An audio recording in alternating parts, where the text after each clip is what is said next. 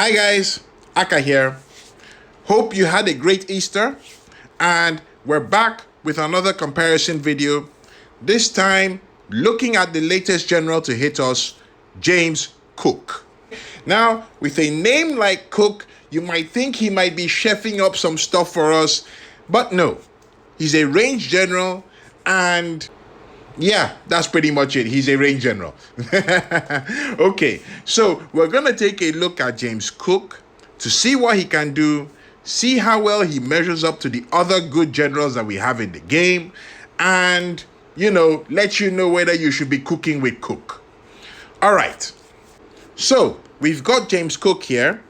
To start us off, we take a look at his main skill, and here he gets 50% attack, 40% defense, and 40% HP.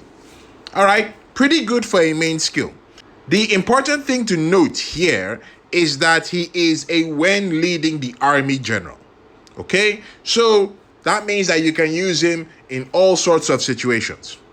All right, now if we go to his specialties, by the time we go through all of them and put them together, James Cook comes out with a total of 75% attack, 20% defense, and 40% HP. Okay, now when we look at his ascension and we put all the stats in his ascension together, Cook comes out with 70% attack, 45% defense, and 40% HP. Alrighty, now we go and put all of those stats together. James Cook comes out with a total of 195% attack, 105% defense, and 120% HP. Okay, that's very good stats. Now, being the master cook that he is, let's see how well he does against the other chefs, the other range generals that we have in the game. Now, I'm sure all of us would have different range generals that we would want to compare him with, but these are the three generals that I decided to compare James Cook with. Okay, now, here are their stats. As we take a look at this, we can see instantly that James Cook is doing very well on the attack stats. Okay, and as most of us know, attack is arguably the most important stat for ranged troops. So he's doing very well there, tied with Algernon. He's not the best on the defense, but with the generals that we're looking at, he's the best on HP. I'll note that he's not the best on HP in the game, but for these generals, he's the best. Now, based on these stats alone, you would think that James Cook is making a run for the best general in the game. Because you look at Algernon, who has been the best range general so far, and you can see he's beating him out on the stats.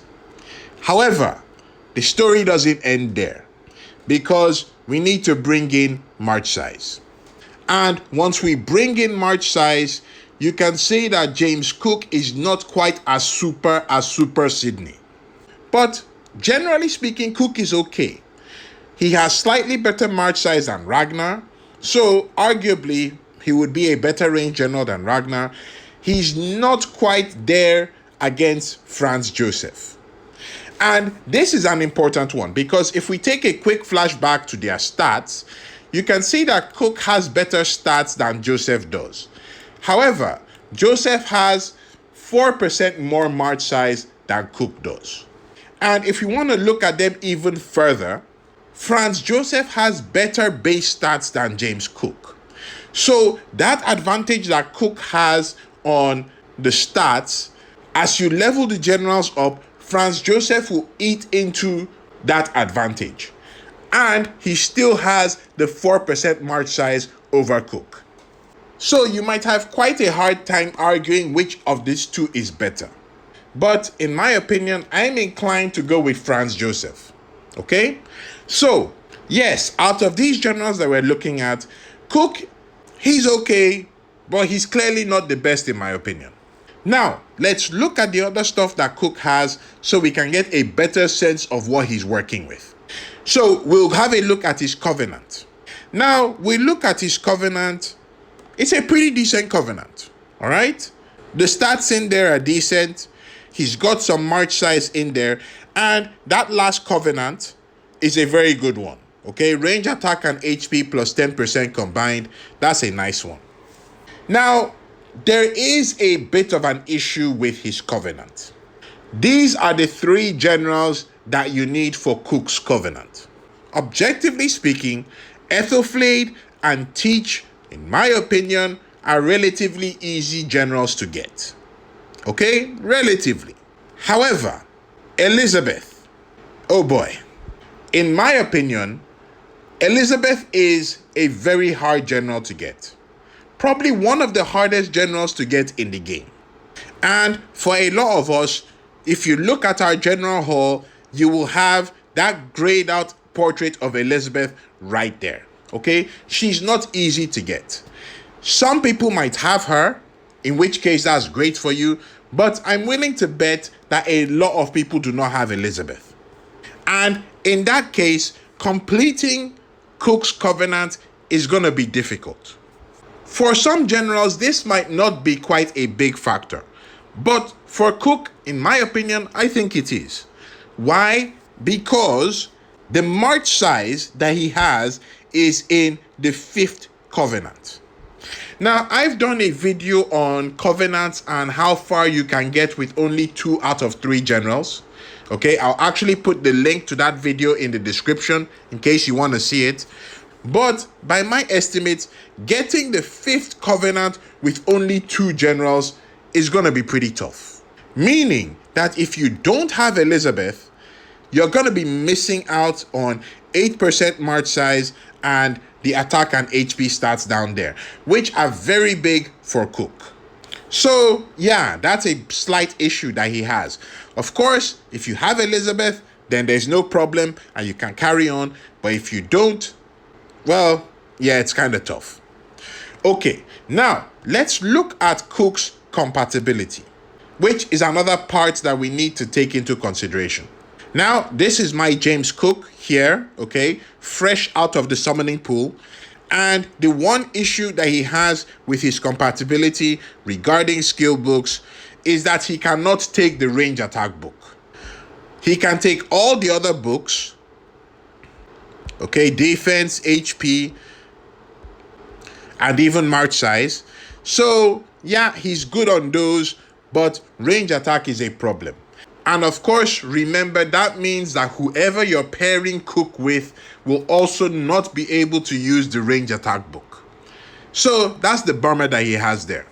Now, we want to move and take a look at Cook's compatibility with other generals. So we come over here, okay. All right, so we want to have a look at which generals are compatible with Cook. So the first general that we're going to look at is Marcus Agrippa. Okay, you can see that they are compatible.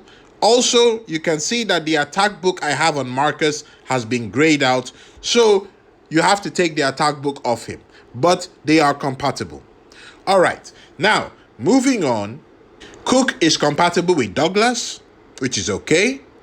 He's compatible with Charles the 12th. All right. Unfortunately, he's not compatible with Subutai. I mean, it is what it is. We move on. He's compatible with Eleanor. So if you have Eleanor as an assistant, yeah, she works with him. Cook is compatible with Merlin, which is a good combination. He's also compatible with Algernon Sidney, which is another very good combination. And he's compatible with Ragnar. So from the checks that I've done, Cook has very good compatibility. Okay, compatible with not all, but most of the range generals that we have.